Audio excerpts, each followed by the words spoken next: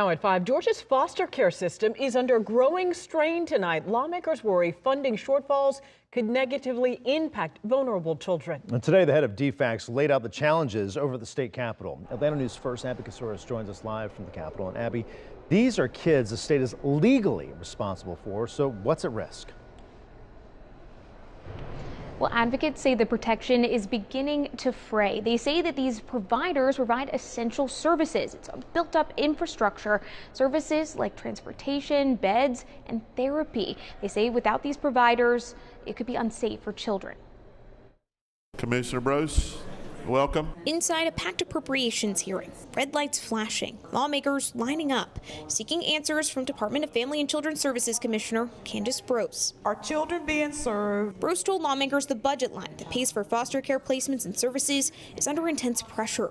Out-of-home care covers foster placements, beds, services, and providers, and the system has already lost more than 800 foster care beds statewide, fewer places for the roughly 11,000 children currently in the state's care. The projected state funds deficit in out-of-home care for state fiscal year 2026 is $85.7 million. Brose says the DFACS has cut contracts and changed how services are approved. The result, children placed farther from home, sometimes in settings that don't match their needs.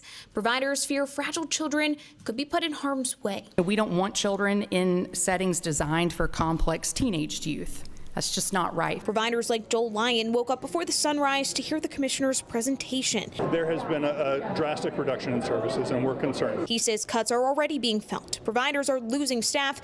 Others are being forced to close. We have already seen close to a 30% reduction in our provider network. Former DFACS director Tom Rawlings warns losing providers could have lasting consequences. Once you lose good providers, it's really hard to get those services back up and running again. Governor Brian Kemp pushed back on calls for more funding. We're going to start looking into the providers and seeing why this cost is escalated like this.